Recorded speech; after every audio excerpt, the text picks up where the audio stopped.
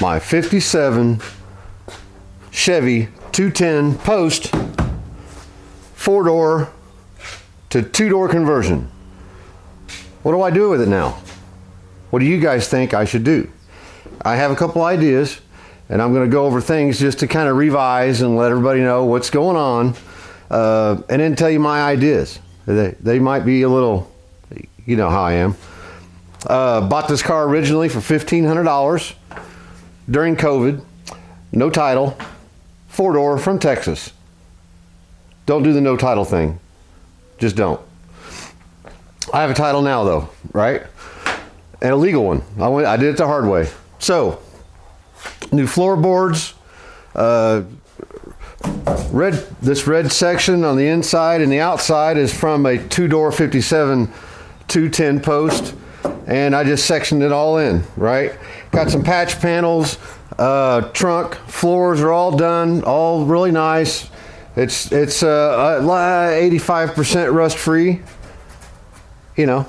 So redid the suspension. We've got a 73 Nova Posi 342 geared rear differential.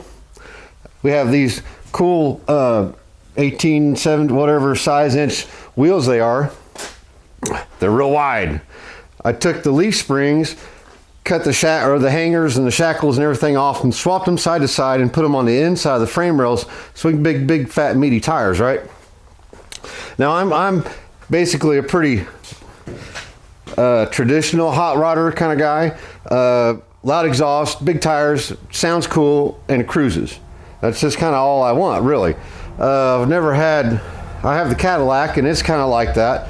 And it was a lot of work to get it nice and pretty. If you guys are following along any on this MGA, you know what kind of a pain in the butt that nice pretty paint job can be. So I have a few ideas. First of all, we'll have to get the MGA done here pretty soon. It's going to happen. Get all the body panels mounted on it, get it all together, get them adjusted, lined up best I can, and do all the metal work, not necessarily body work, but I'll get all the metal work finished up because there's quite a bit down here. It may not seem like it from your perspective, but from mine, it's not bad, but it needs a little touching up. Some sandblasting. Get all the metal work straightened out as close as I can get it before Bondo action, and then we'll epoxy seal the whole thing. Then we'll start doing our Bondo. But my idea, now I do have a 327 sitting right over there here in next week I believe. I'm on vacation, I hope, and I'm going to take it to the machine shop, get that started. That'll take a couple months probably. I think we're going to go with the color red. Lily says red. I'm okay with red. I like red.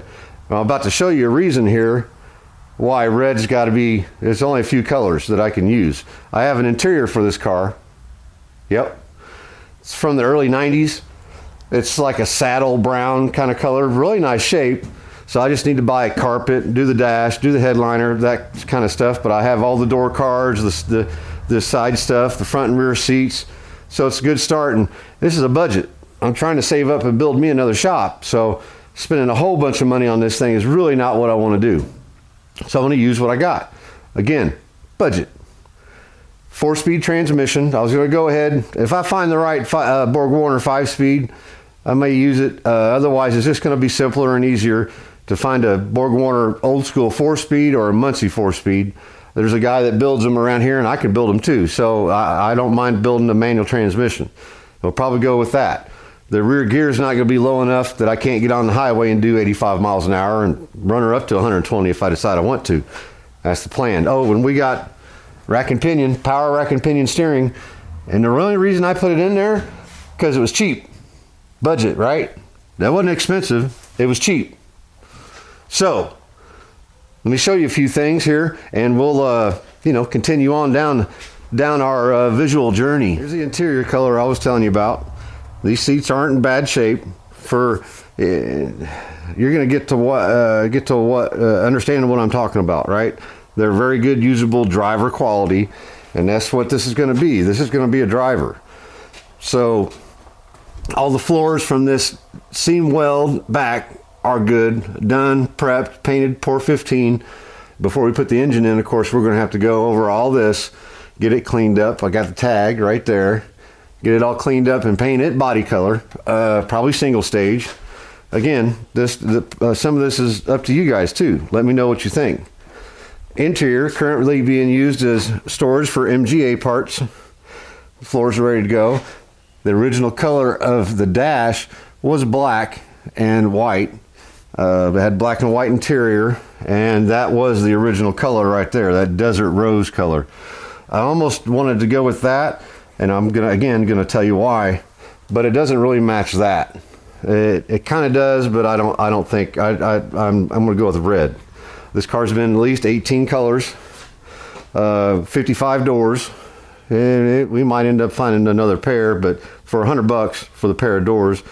The bottoms of them are rusted, but I've got 4-door doors that I can cut and make sections out of and patch them in. Let's see, roof's been beat to heck. There's one right there. See it?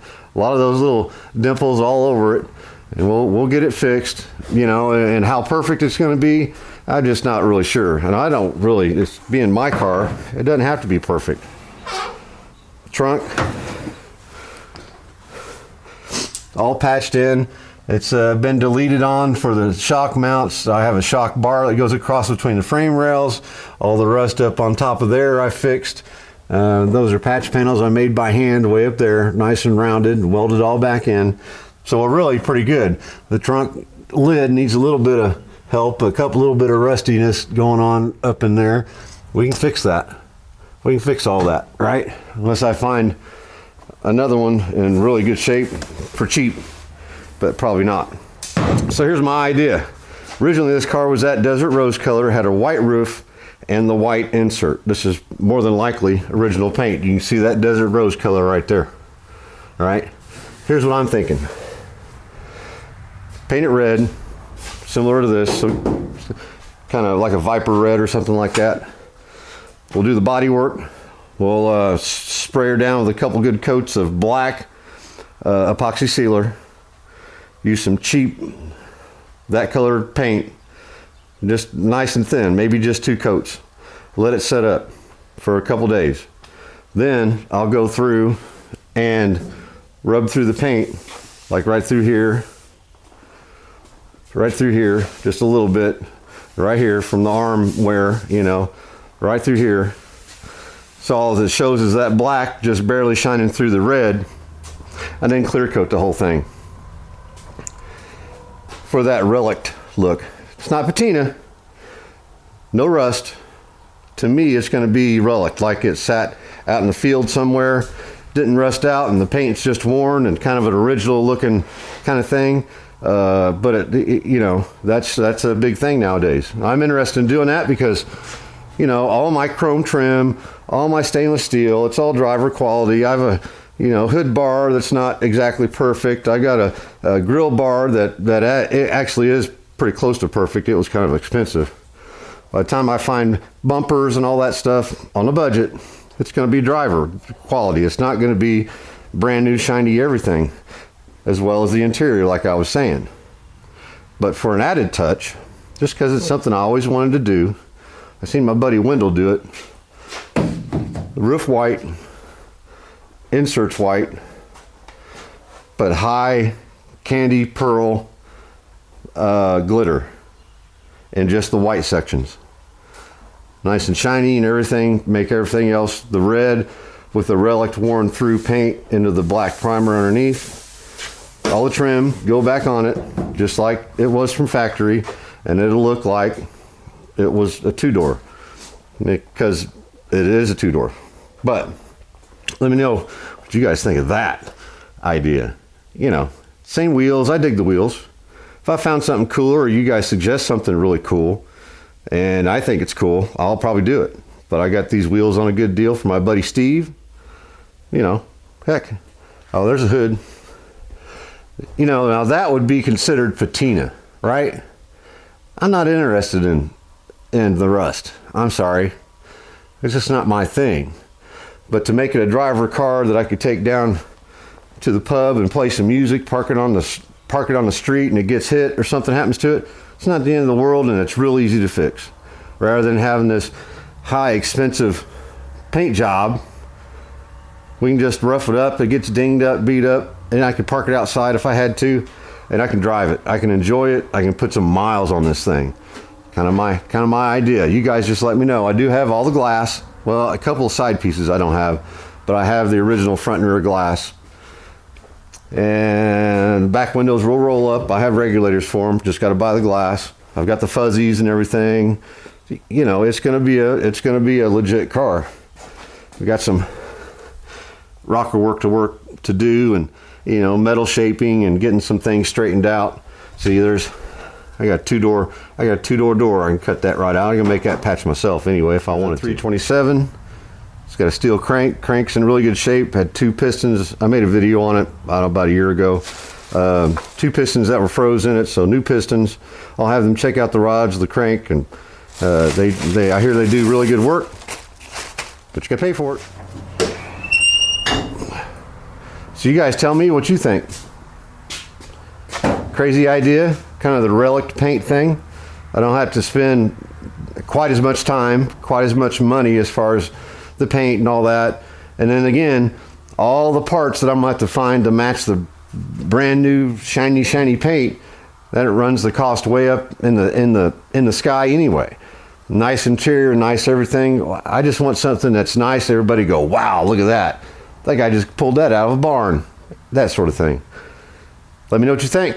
Hey, see you next Sunday. I am feeling a lot better. For everybody who was concerned, I was pretty sick there for a little while, but I'm on the mend. Back on this MGA this coming Sunday. Get this thing done. Golly. Remember, if any of this was easy, everybody would do it. Cheers.